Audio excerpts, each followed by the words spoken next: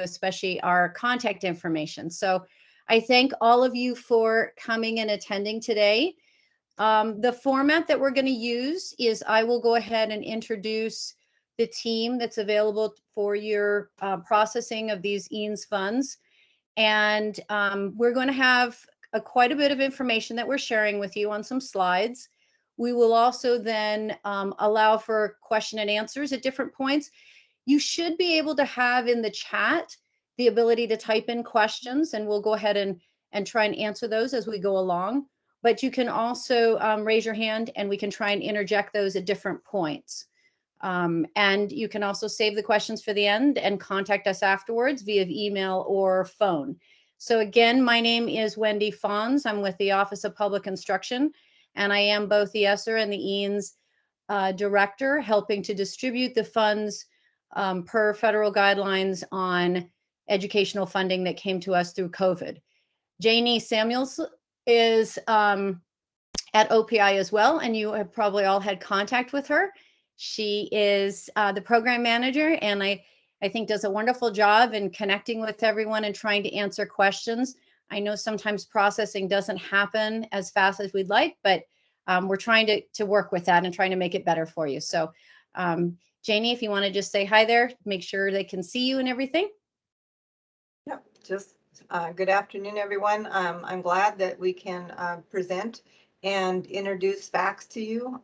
They're going to do a very important service for all of us. Thank you. So next I'd like to introduce the wFACTS team, and it's wFACTS Solutions. So they help to do the procurement or the purchases and sort of that behind the scenes, but also on the front side of things to get educational equipment or textbooks and those services to you. Jackie is the director of the program that you'll be working with. So Jackie, if you'd like to introduce your team.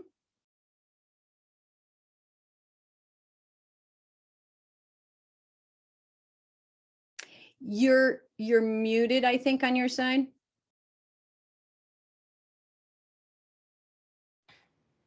I'd be so awesome at this. We're all learning technology. That's it's one okay. Of those I thought I could hit my space bar to unmute, because typically on Teams you can, but apparently if you are sharing content, you can't. So I'm Jackie Daigle, and I am the Regional Vice President, which means that I'm the person who is in front of everyone to make sure that we know what you need, and then I turn to the rest of my team and make sure that they're delivering that. So Elizabeth, can I bring you up, please? Absolutely. Elizabeth Shelton, Accounts and Contracts Director, which really just means that I am here to ensure that our contract that wFACTS has with the state of Montana is executed appropriately and within the confines of what the state of Montana wants us to do. So we're going to have a lot of people involved in this, and it's really my and my team's responsibility to ensure that all of those details of the contract are executed. So there's a lot of bullets on here, which I don't want to go into in great detail, but effectively it's the proper execution of the contract. And which quickly brings me to Sarah Noble. Sarah is the manager on our team who is responsible for the full execution of those fiscal agent responsibilities. So those reimbursements, the payments of invoices. Yep, and here she is, and she will speak here in a few minutes. Those workbooks that we're going to talk about, which are really the budgets for your EANS funds. All of those reimbursement and payments, and all of the reporting on your account or your allocation, which is what we refer to as spend down. So that's the point of your initial allocation, what's left or what has been paid, what's anticipated to be paid based on your budget, and what's left after that. So Sarah's going to go into a lot of detail on how you will submit for those reimbursements and how to ensure that activity is processed efficiently and effectively. All right, great. Thank you. Hello, everyone. Sarah Noble here. As Elizabeth mentioned, I will be working with you and my team will be working with you on the budget workbook, on the spend downs, and then also submitting the request to us so that we are able to make the purchases that you need, the payments to vendors, and then reimburse you for materials that you have already purchased. So the first slide that is up here is really about the budget workbook process. With this workbook, we will be pre-populating some information and send it out to you so that you are able to complete your budget and identify how you will be spending your EANS money. With this cover page here that Jackie's showing right now, this information will really be pre-populated, as I mentioned. If we have just one contact, we'll put that into the primary contact field. If you have an additional individual that you would like to get on the contact list, please list them as the secondary contact, as we'll keep that on file, just so we know who to reach out to with any questions. And Jackie, if you want to jump to the budget workbook tab, we can go there.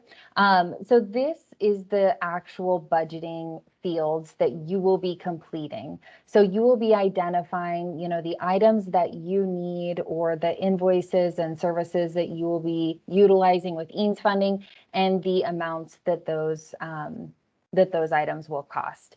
And then there are some different features in the workbook that will sum up the totals for you by category and then overall by total so that you can compare that against your allocation to make sure you're staying within that budgeted amount. Kind of the other thing to highlight here too, just going through the columns. So the first column that you're filling out is the item. You can see there's just like some basic, cleaning solution, Clorox wipes listed there as an example. The total amount for those different items. Selecting an objective. These objectives are used for reporting purposes. So you'll select the objective of the item, and that just helps us kind of classify that back to the EANS funding. And then a brief description. So as far as the brief description goes, you can see that this example kind of explains how the item will be used. As far as cleaning solution goes, it's kind of obvious that that's needed to disinfect areas, to clean, germs and keep everything sanitized. But you may have to describe what the request will be used for so that we can tie that back into EANS funding and confirm that it is an allowable usage of that. And Sarah, if I can just jump in there for 1 second, in that descriptive column, and I know some of you listened to the webinar early on about these funds, sort of the 3 hats to look at are just to answer the question in the description, how does it prepare or respond to, those are kind of the easy ones, for COVID. So you sort of think of it that way. If you had to purchase a laptop and go remote, then that would be to prepare or to plan for remote learning. It's not a complicated description and doesn't have to be much in detail, but kind of anchoring on those 3 words, plan, prepare, and prevent.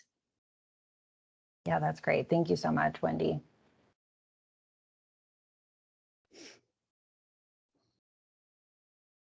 So once you have your workbook completed and kind of again, looking at this timeline here, we'll send you the workbook, the school will complete that budget, and Jackie is there to help you along the way, my team as well. So we're happy to jump on a call if you have questions or just need some ideas or assistance. We are happy to, kind of walk through the process with you on that. The workbook will be returned to FACTS, and we'll do just kind of a review of this. We'll look to make sure that we understand what you're requesting, and again, that it's tying in into COVID response. And then we will consider that approved. We will send it on to Montana so that they are able to review and approve. And then we will let the school know that the budget has been approved and that we are able to move forward with those requested items.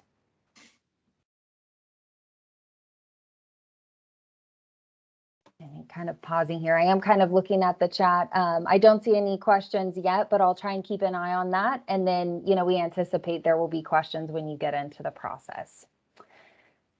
So once you've completed the workbook, it's approved. We have an online form that we will then send you instructions and details on. But this form is where you're going to be submitting the actual invoices or the links for the materials that you would like. So in the budget workbook, you know, kind of using just the laptop example, you can identify that you want laptops, but we aren't asking you to say the exact, you know, make and model that you need or the exact specific item that you want or where you want it to be purchased from. We will collect that information through the online form, and that will be a specific link that you will use. So when you go into the form, you will be able to choose through 3 different types of requests. That's going to be the reimbursement request, the payment request, or the credit card procurement request. And that's just kind of determining the path that it takes for us to review, approve, and move forward with the request. The online platform does have, oops, sorry, Jackie, if you want Do you want me to go back? Yeah, sorry. Okay, sorry. The online platform will require that you use or set up a username and password.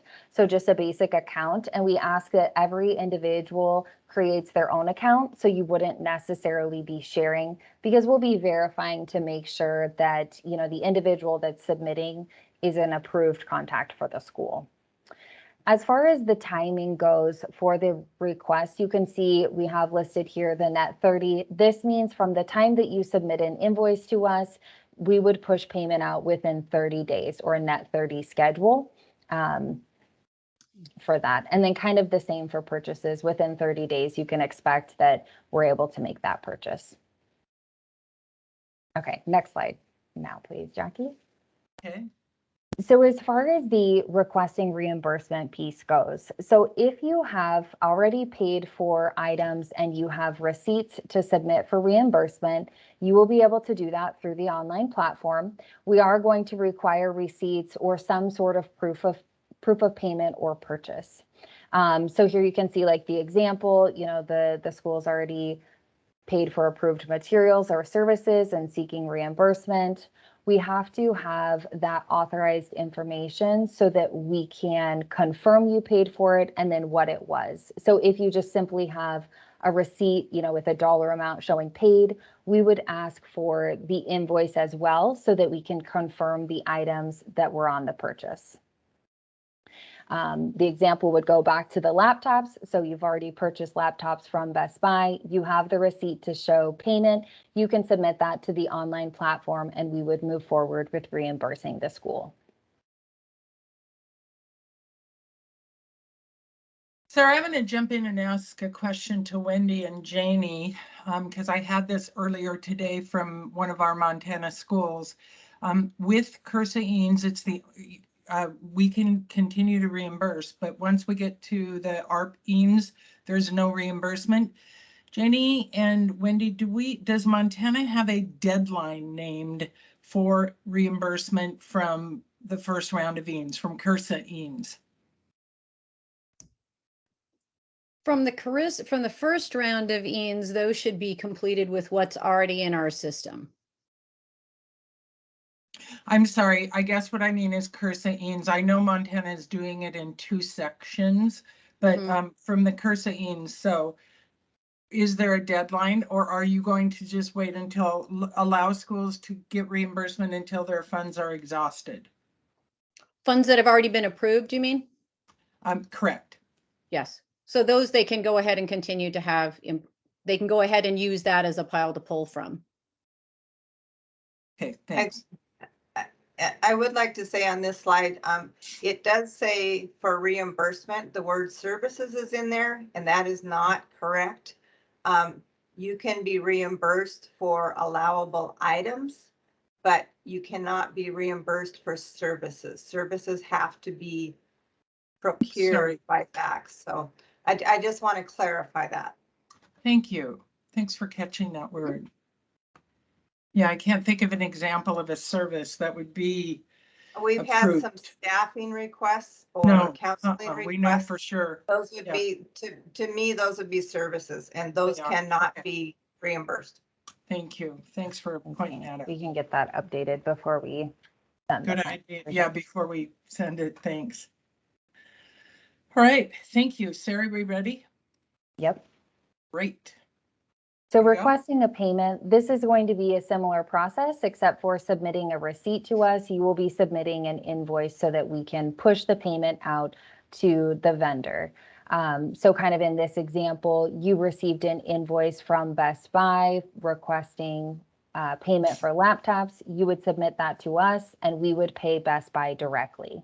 Now, in order to pay Best Buy directly, we would need a W-9 for the vendor. So just kind of a note there, we can help you obtain that W-9 if you're not familiar with like how to request that from Best Buy or the vendor. We're happy to help with that piece too. Other notes on this is that we cannot pay a purchase order or a quote, and then we cannot prepay services. So, if you have something that says a quote on it, we would ask that you get an invoice, as we would consider a quote to be an estimated amount, where the amount could change to the timing to the invoice. And then prepaying services would be, you have an invoice for a counselor service for the entire year. We wouldn't be able to prepay that for the year. We would have to pay those as the service is complete.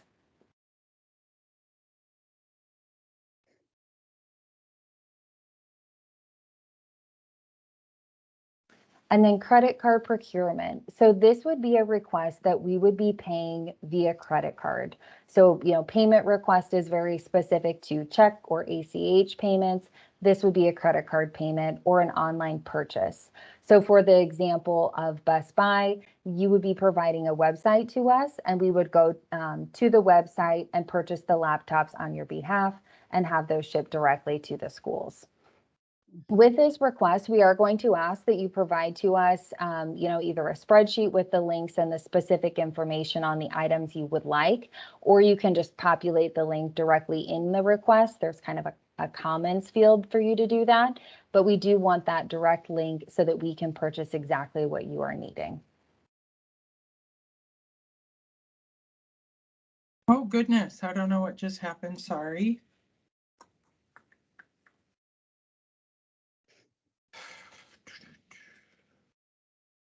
I tried to open dynamic forms. That's what happened. Well, in the break while you're working on that, I'll just add to what Sarah was saying in terms of the links. When you're sending in your requests, you might say, find something on Amazon that you wish to purchase. And the description on Amazon, it might be a set of binders. And so if you simply put down black binders as the item to purchase, as opposed to black binders, 8.5 by 11, 1 inch thick, try and use those descriptors. And that's why that link is really important, so that we're purchasing the item specifically that you've requested. Yes, thank you. Yep, the links are very helpful so we can get exactly what you would like.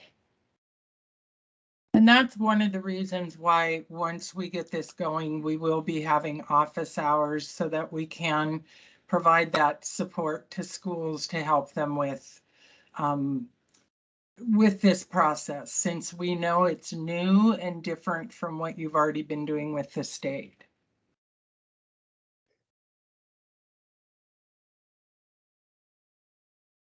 All right, Sarah, should we go to spin down? Yeah, did you want to pull up the dynamic form? It won't come up. It won't come up because Wi-Fi, I guess. Oh, okay.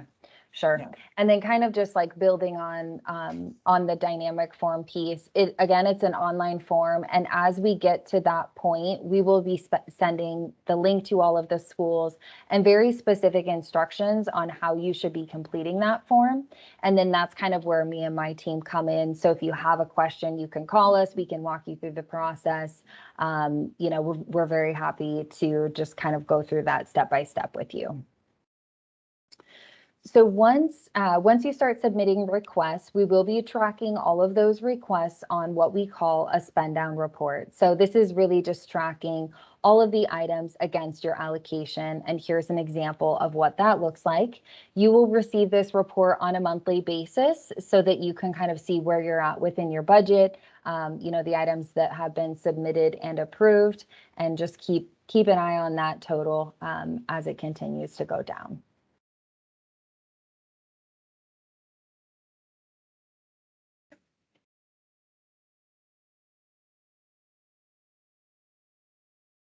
Okay. We're ready for Susan. Any questions in the chat?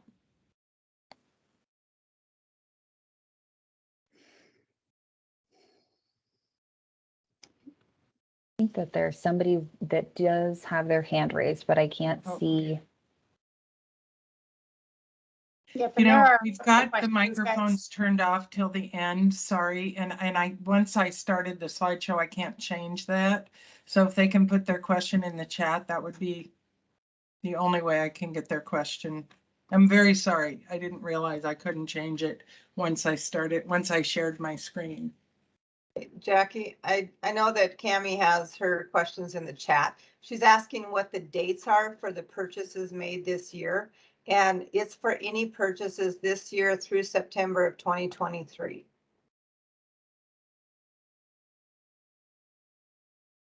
Is that question specifically for reimbursements? It says, what are the dates we can use for purchases made this year? Do we have certain dates our purchases need to fall within? So what you're saying is they need to be made by the end of this grant period, which is September of 23. Correct. And I'm going to guess that the state of Montana is going to require, and probably FACTS will too, that there's a deadline for receipts to be turned in. Because even if you make the purchase in September of 2023, that receipt needs to be submitted by a certain date. And Elizabeth might know the law on that. I don't. We'll make sure that we have real specific information posted on the website. Thanks. Yes, to get closer.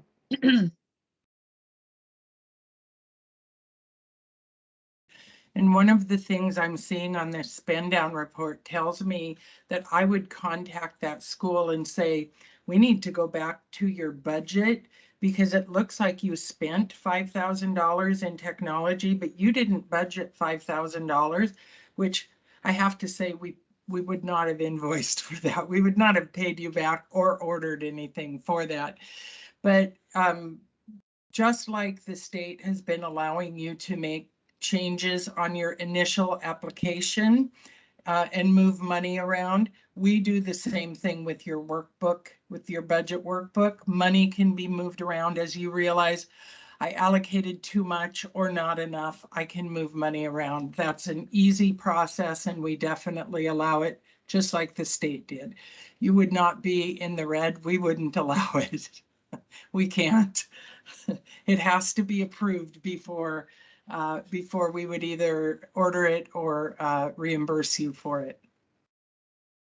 All right. Susan Abeline. All right. We're going to turn it over thanks, to you. Jackie. Sure. Appreciate that. Hi, everyone.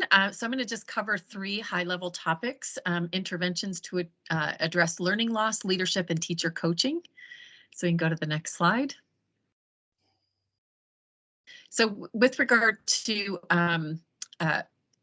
EANS and what the funds can be used for, Jackie, do you want to do this slide or do you want me to do this slide? No, you go ahead. Okay, so again, we just want to make sure that what you're using your plans, what you're using your funds for is going to address the needs of your students and faculty. And we can go to the next slide. Mm-hmm.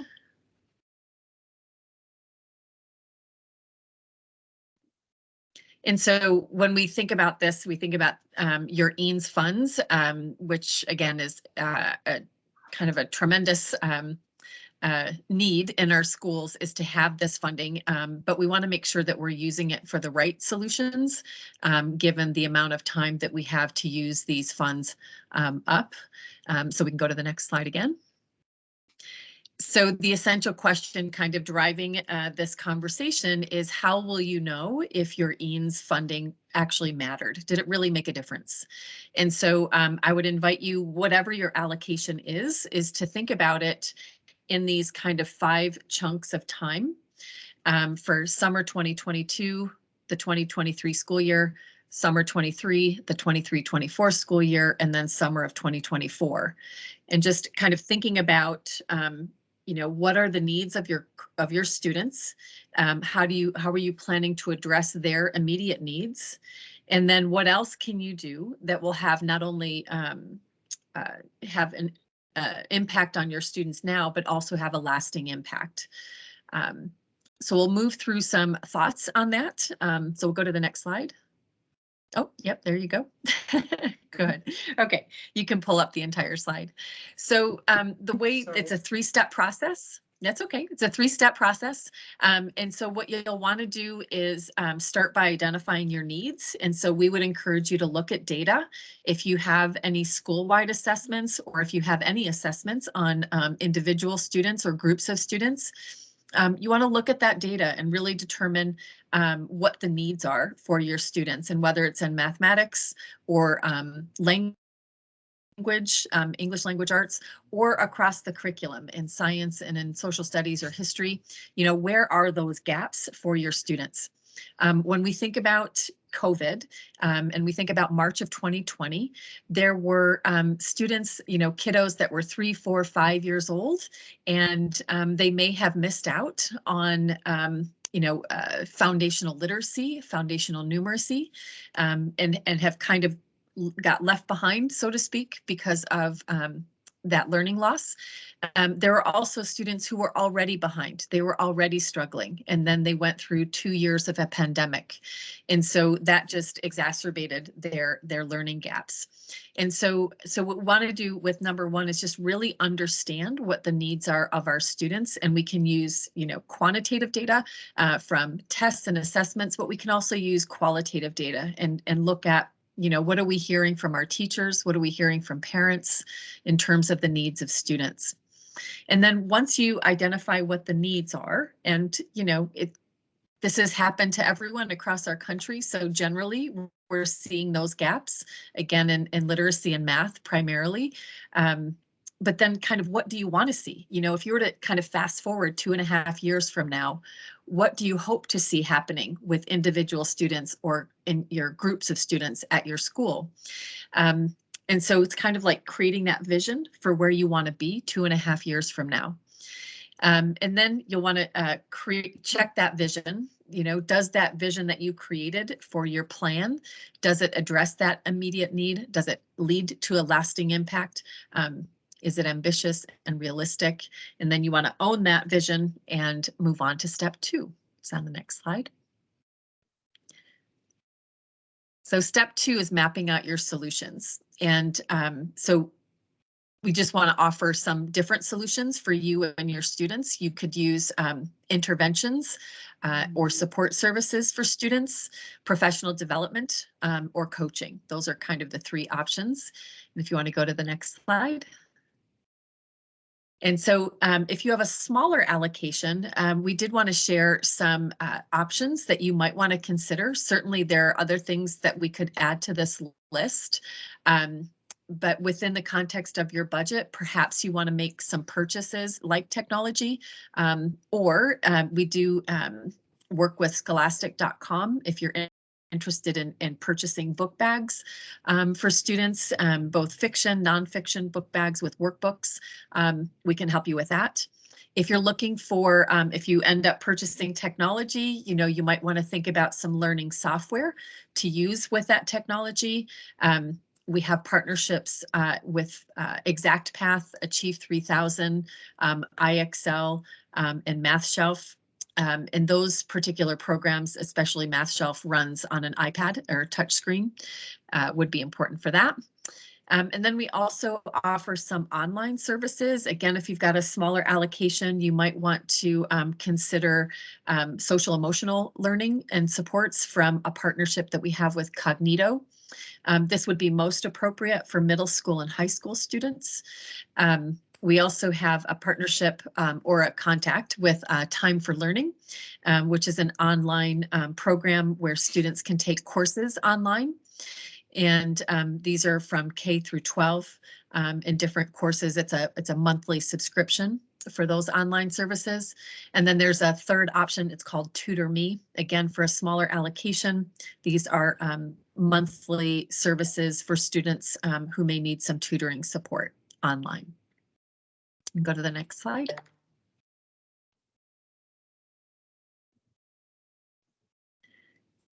So additional interventions for addressing learning loss. In that first column, you'll see some programming and materials. So programs like a summer school, a summer bridge, enrichment packages to close gaps, parent and family engagement activities in order to help parents work with their students at home. As I mentioned, ed tech purchases, including software. We have our own phonics program. It's a literacy intensive to close early literacy gaps, and then curriculum selection and purchase, again, to address students' needs, students who might be behind, and perhaps the current curriculum is not working for those students. We also offer staffing where we work with you to bring in coaches or interventionists to work with your students. And so you see kind of that list of staffing positions that we have in our EANS funded programs. And then we have something we call Staffing Plus. So you can simply hire staff for your school to support those learning gaps, to address those learning gaps, but you can also support those staff with our FACS-Ed team. And so our FACS-Ed team would actually train those coaches to ensure that they're prepared to work with your students. We also provide cohort supports and access to our parent engagement resources. Next slide. Oh, go ahead. Tiffany. So we're going to welcome Tiffany Wilbur, who is our Educator Services Director. Tiffany, are you ready? I'm ready. Thanks, Jackie. Yay. Thanks, Susan. So I have the pleasure of working with school leaders to plan and design professional development. I do work with our partners. I know Susan mentioned our partnership with Cognito for SEL. So we have some great partnerships that I'll talk about here shortly. And then, of course, my team takes care of a lot of compliance documentation in relation to EANS and the services that we provide. So Jackie, if you could go to that next slide. In terms of professional development, here's just a couple data points that we like to talk about with regards to services. One says that 90%, while 90% of teachers participate in professional development trainings, most say that the trainings are useless, which of course we try our very best to make sure that ours are the opposite of that data point. And second, a lot of data shows that anything less than 14 hours of professional development related to a specific topic is also not impactful on teaching and learning. So I will show you some packages that we've put together. Again, our focus is developing and designing programs that maximize your time and value. So we put together a lot of packages that are 15 hours or more. So on this next slide, thanks, Jackie. One of the things I'd like to talk about is just how we design our professional development. It's really customized and research-based on content. And in terms of EANS, our programs support developing instructional plans, including curriculum development for remote and hybrid learning to address learning loss. Our methods are very flexible in terms of delivery. We offer on-site and online professional development options, and also something called pop-up coaching, which helps to meet that 15-hour requirement that we look for to continue your learning. If you do on-site or online professional development, we then give access to our education experts in between those sessions to make sure that learning continues, and you can brainstorm solutions and best practices along the way.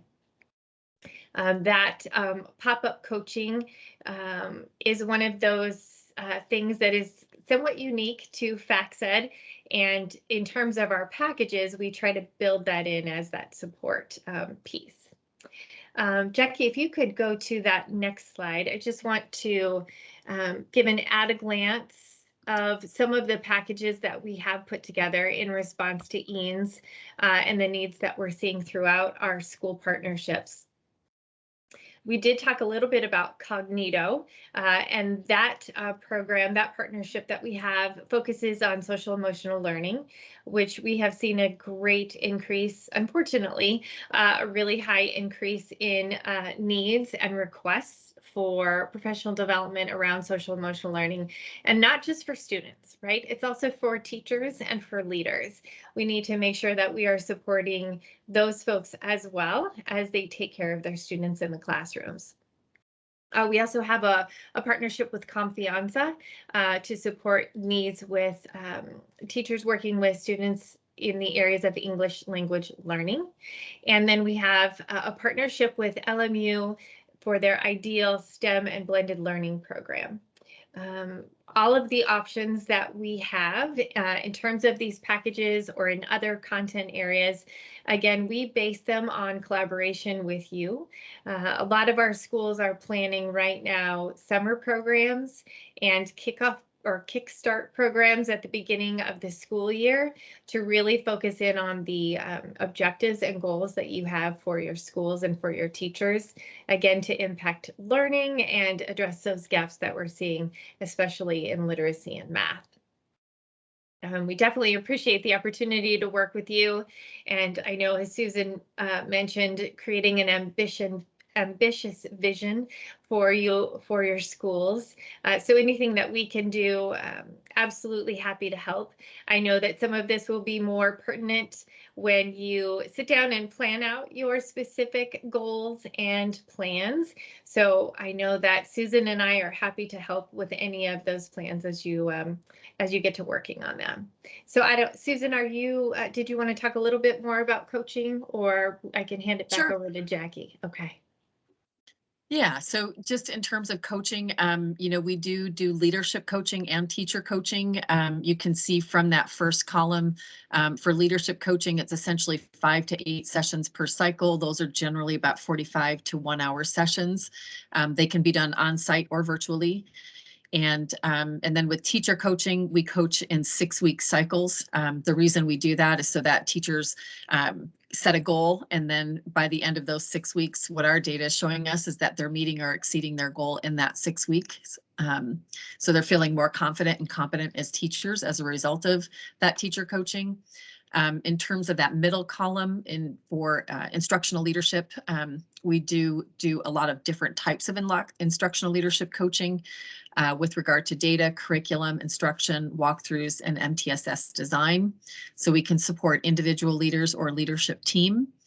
And then in that final column with regard to teacher coaching, we can support your classroom teachers with Tier 1 practices that will support them in the math classroom as well as the English language arts classroom and across the curriculum, science, history as well. We support teachers in unit planning, lesson planning, assignment and assessment design, formative assessments and feedback, different types of instructional models, and again, specific to whatever your needs are at your school. So it could be around phonics, SEL, inclusion, ELL. We have coaches that can support a number of areas. And so in terms of like the third step of this process, right, you kind of have a vision of what you want your school or your students to look like by the end of this EANS program. And so you want to map out that plan and then figure out what the solutions are. Are you going to do summer school or summer bridge or book bags? What are you going to do during the school year? Bring in specialists, interventionists, professional development. And so thinking through that process, what we would say is, develop that ambitious vision, map out your solutions, and then, really you've got a great partnership with us at FactSed to kind of monitor your progress in terms of the funding. We would certainly want you to take a time out and see, is what you're doing working? So that part 3 of step 3 is to just take a time out after each segment of time to make sure that that each phase is really meeting the needs of your students and teachers. And on the next slide, I think we have some samples. Yeah, so a sample elementary plan, as I was mentioning, if you want to again, take those funds and stretch them out over these 5 segments of time. Perhaps over the 3 summers, you're doing some sort of summer school that will benefit your students and teachers. Perhaps you have an arts enrichment and as a way to engage students and close some of those learning gaps. And then you may have professional development for your teachers happening over the summer. And then during the school year, you might choose to hire push-in specialists. So specialists in mathematics or English language arts or reading and writing across the curriculum to really work with students in small groups and support their learning in the classroom. Data analysis, you might want to do some professional development with your teachers on data analysis in 1 year and then differentiation in the next year. And then you might want to also do some coaching for yourself as the principal or as a leadership team. So this is one example of an elementary school plan. And then on the next slide, we have a sample of a high school plan. Kind of same idea of thinking through, you might want to bridge program in the summer to bridge those middle school students coming into high school, right? When we think about our middle schoolers who lost or were impacted by 2 years of learning in a pandemic, they are coming in with wider gaps than we've ever seen going into high school. So the summer bridge might be a good program for students entering high school. An engineering week, you know, again, a way to engage students in learning in a different way. And then your teachers might be doing some STEM work, again, to find the right curriculum to meet the needs of students. And that would be summer work. Over the course of the school year, again, Cognito is a great partner for SEL, both for students and teachers, in terms of teachers being trained in how to work with students who are suffering some trauma. You may want to do some algebra interventions or ACT or SAT prep for your students, and then some coaching for your teachers. So this is, again, just a couple of sample plans for the elementary and the high school level, just to maybe start some thinking around what your plan might be. Thank you, Susan. All right, so Lindy, Jamie, and I are the 3 people that you're going to be working with the most closely, pretty directly. Lindy lives in Montana. She lives up in Eureka. Please don't go to her house, though.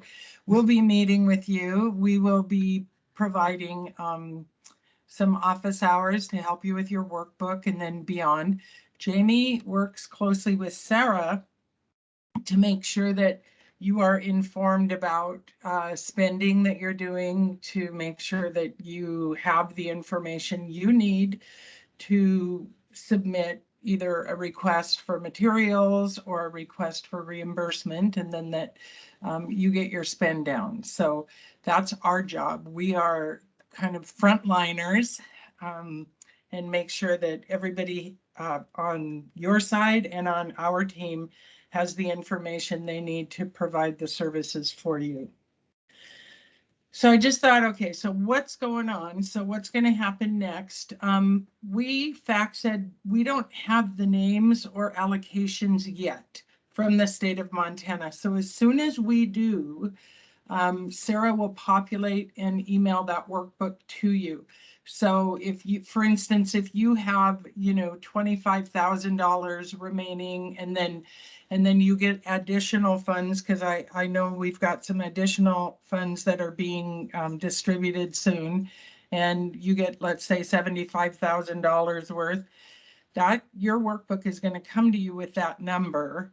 And then you are going to put your budget in there. Now, we know that the state of Montana has already asked you through the application process, what do you plan to spend it on?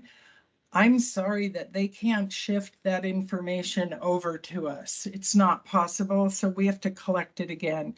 You can still access that from the state website, from your application. So you can go back and say, gosh, what did I ask for? Like I said earlier, you know, plans change. You may have thought, oh my goodness, I'm going to need, you know, a mask for every student and teacher every day of the year for the next 2 years. Well, you may not. So we may be able to shift those funds somewhere else where you will be able to use them a little more effectively. So once you get your workbook, Lindy and I will be available not only during those office hours, but we will have office hours to assist you with those workbooks so that you can get the money allocated in the area that you need. And then we can get that submitted to FACTS. FACTS will take a look at it. They'll contact you by FACTS, I mean Jamie and Sarah and their team, and they'll contact you if they feel like something is it's just really not within the approved spending categories. Once we approve it, we have to send it to the state for their final approval. Once that's approved, then we know that we can purchase or reimburse, or we can secure those services. If you make changes as far as the money part goes, you shift, you were approved for PPE and you were approved for technology, you shift some money from PPE to technology, that's fine. We don't need to get reapproved for that. But if you say, oh, I didn't even think about getting some tables for outside for social distancing, then we need to go back to the state for approval of that because that wasn't on the approved workbook. Doesn't mean you can't get it. It just means that we have to take that step again to seek approval for that. So we have to keep this, we FACTS have to keep the communication open with both the school and with the state of Montana. You, of course, still have access to Janie and Wendy. You don't have to go through us the whole time, but we cannot reimburse you for something or purchase something for you that wasn't approved in the workbook. So this is the end of the slideshow. Thank you. Like I said earlier, a copy of this deck and a recording will be posted on the EANS side of the OPI website. So I'm going to turn on. And I'm going to, while you go ahead and turn on, just restate the fact that both Janie and I from Office of Public Instruction are available on the website. Our emails and our phone numbers are listed on there, so you have access to those. This funding really is an amazing opportunity for us in our state to use to help our students in education gains. And really, if you anchor on the fact that we've received it by way of planning, preparing, and preventing issues related to COVID, that will really help direct a lot of what your individual uses are. We are pretty privileged in a way in Montana to have the flexibility that we do in the non-public school community. So we really encourage you to look at the needs of your particular students, whether you are in a private school or you are in a homeschool setting. You get that flexibility to use it. It is a large grant that we at Office of Public Instruction have to manage. So there are guidelines that have to be followed with it. But it's really positive to be able to have that funding to use toward student gains. And we have some really wonderful students in the state of Montana. One of the opportunities that you can start utilizing, as you saw from FACTS, is that they do have some expertise in areas of coaching and guidance in education. You can use that. Office of Public Instruction likewise has some of that. So a lot of the training that the school districts go through during the summer, those trainings are available for you too if you want to learn about how to do Google Docs or something to that effect. We also have an entire grouping of information around dyslexic learners and some resources coming out of MSU Bozeman for that.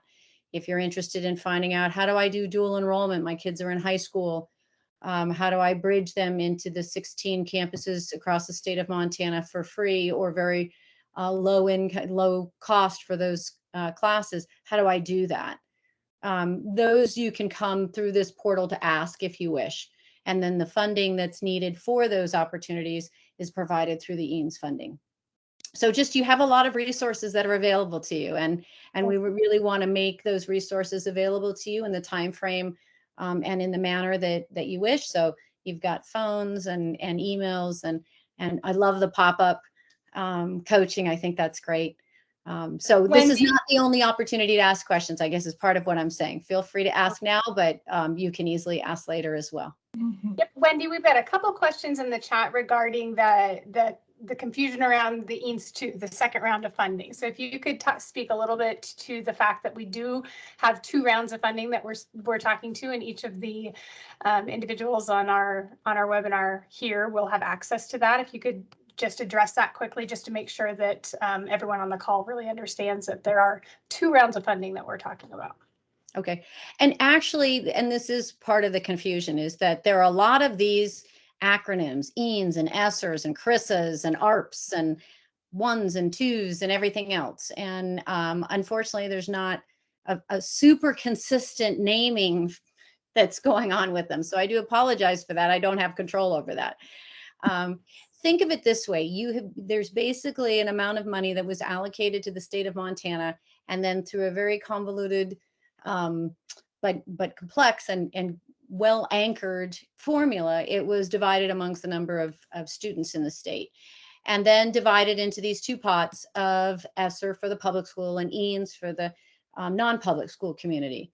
And each allocation of those funding had slightly different requirements to them. So it's sort of learning along the way. We allocated it out a certain way, and we, being the federal government, as they allocate the funds and say, okay, now this was used this way, but now we need to add this to it, or now we're going to open up this additional area. And so it's really important for you, I think, particularly as you look at the workbook, and I like the workbook, is really take a look at what your needs are and present those as a needs. And then let us, whether it's OPI or whether it's the FACTS team, look at it and go, okay, so which area is it best to apply it to? Which funding cycle, which allocation?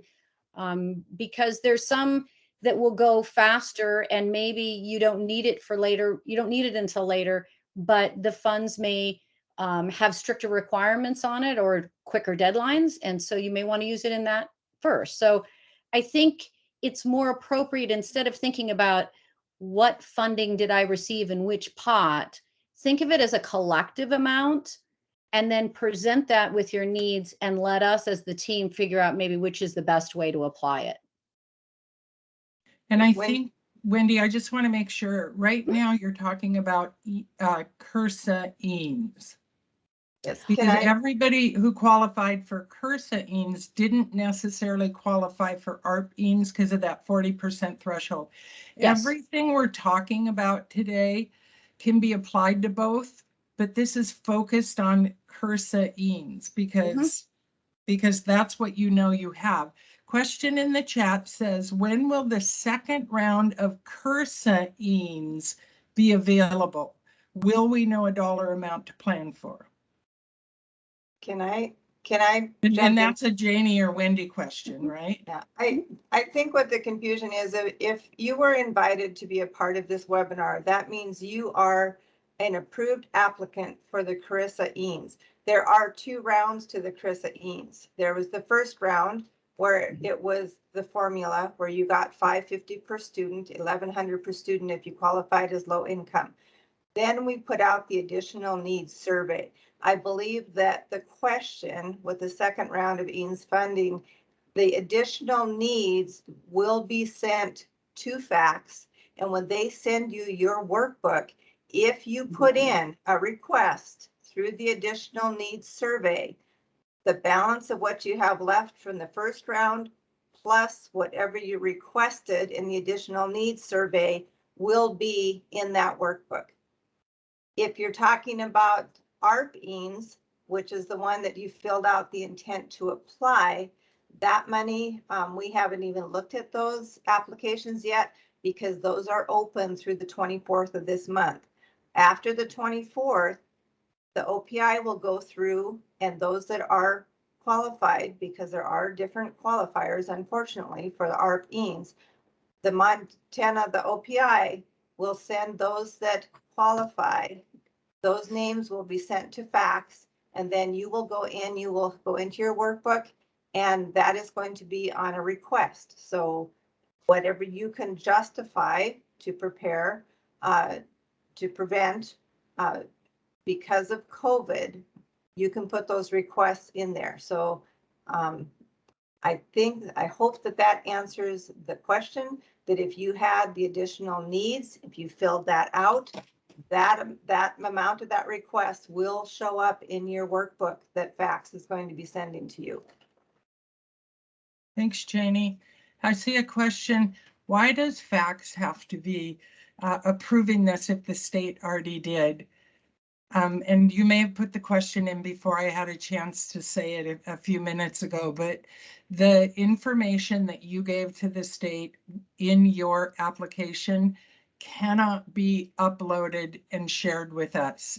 Those two that we can't access that database. It has way too much confidential information on it, and there's not a way to share that information. Sorry. I'm sorry that you do have to do some of the same work twice, but that's as good as we could make it. I think it gives the opportunity, as you spoke to, Jackie, that this gives schools the chance. You don't have to go in and do that amendment process that you've had to do in eGrants, which is annoying. You can just go in and you put these in your workbook. So things have changed. It's been a long time since you were given that first allocation. So now you can use those funds maybe in a different manner. I see a question, will homeschool families be able to apply for both EANS? Yes. If you are a homeschool family, the EANS funds are open to you as well as to private schools. How long will it take FACTS to get our spreadsheets to us? Well, that question depends on how long it takes the state of Montana to get the information to us. So it's just kind of that gray question. Of course, as I said to Janie and Wendy yesterday, the people who have to deliver the bad news are rarely the people responsible for the delay. And they're not responsible for the delay. I don't even know if you can speak to what, it doesn't really matter what is going on. What we do know is we don't have that information yet. I don't know if today you were able to get any better timeline, ladies. Not any better than hopefully by Friday or Monday. That's what we're still aiming for. Okay. And so that's what our goal is at this That point. would be great. Thanks. And then Sarah, can you give us a ballpark of, well, we don't know how many schools there are. So it's hard for us to say, oh, well, then that will probably take us this much time. Wendy and Janie, do you know how many schools have remaining funds? All of them? I don't know how many have remaining funds. Okay. Right. And I would say within 48 business hours, we should be able to get those workbooks back out, because once we have the allocations and information, it's just pulling that in. So awesome. Thank you. Will we have a direct person to call or email for questions? Absolutely. And that's part of why we want to make sure that we put this recording, and I put my email in there 3 times, I think. Reach out to me first, and then or Wendy or Janie. I mean, that's fine. But that we're kind of your first call to get services or to answer questions. And I did want to make it really clear that, the state of Montana asked us to make sure that we do not give the impression that we are the sole services provider. For instance, if your staff loves a PD given by the Bureau of Education Research, absolutely. We still have to process all that and be the one who pays them.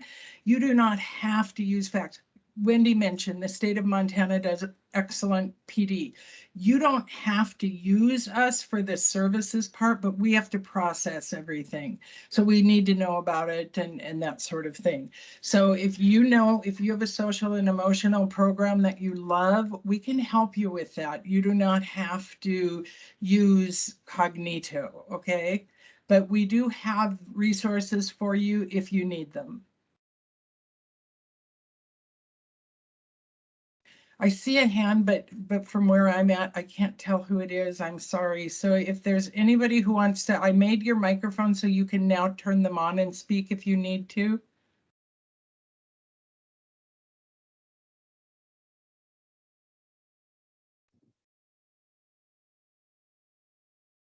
It may be left over from earlier. It could be, okay. Yeah, That's what I was going to say. I can tell that the person who with their hand up is Cami, and she's the one that's posting the Oh. information. Oh, And I do believe her camera's frozen. Okay. I Sorry. think we just got her back. Okay, so Cami, if you would like, if you have additional questions and you want to unmute your microphone, it is up in the upper right corner.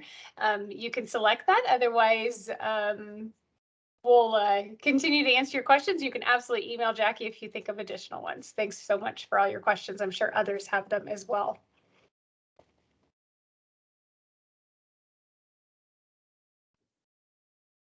Well, thanks, everybody. I just have to say, as somebody who has been involved in private education for 38 years, this windfall, I've never experienced it, and I think it's awesome that our federal government responded in a way that recognizes that all of our students and all of our schools need support. I also want to give kudos to the state of Montana for recognizing that our homeschools are part of our education system and an important part. Educating children is critical, regardless of where that happens, regardless of what building that happens. And so I'm excited for this, to be part of this in my home state of Montana. Born in Glendive, grew up in Billings, worked in Livingston and Butte. So love the state, even though I'm now out here in the great state of Washington. I live in Seattle.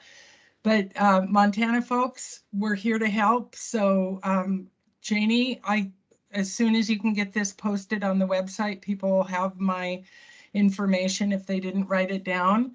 Let's give everybody about 2 more minutes in case we have any other questions.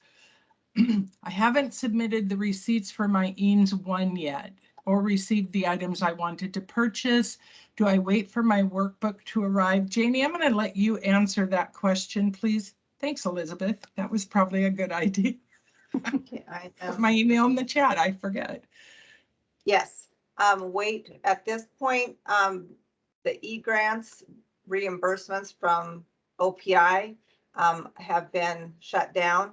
I think there's 5, I don't know if any of you are on this call. There's 5 cash requests in there right now. I will be contacting you personally. We are going to need to redirect those requests through fax. In order to get those balances to fax, we need to close that portion down. So if you have your receipts and your purchases, you're just going to put those right in your workbook and you'll be working through fax. Also for procurement, any purchases that you need going forward, fax will be doing all of that for us.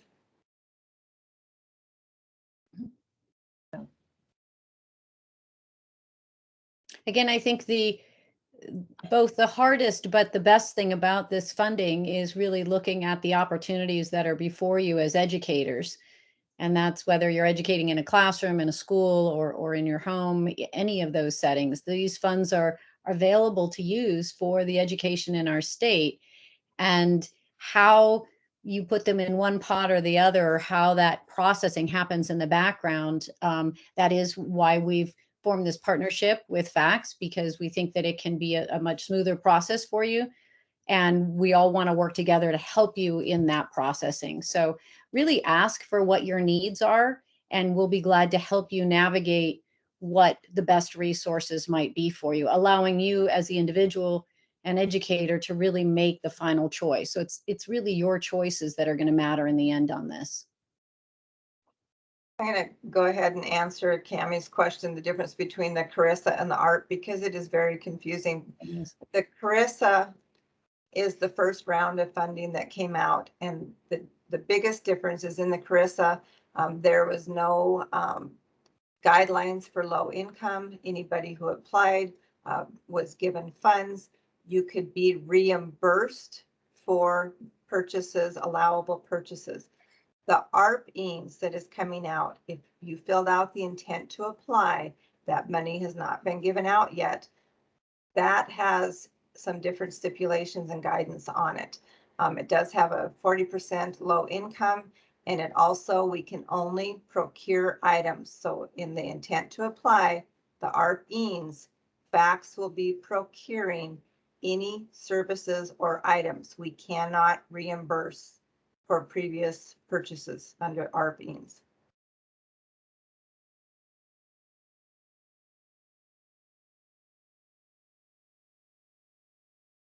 If there are no further questions, we'll go ahead and bring this to a close. Again, my name is Wendy Fawns with the Office of Public Instruction, and you have several people from FACTS on. They'll be posted in the first slide, I think, or the first and second slide of the slideshow, which will be posted, so you have all the contacts there. And just encourage you to reach out with any additional questions you have. We are a team that's working for you, and that's how we see our role. So just ask away. You've got, I think, 6, 7 people here who can help you in this process as we go forward. Thank you very much for attending. Thanks, Thank Jamie you. and Wendy. Thanks, FACTS team. Thanks, everyone. Thanks. Thank you. Thanks, teachers and principals.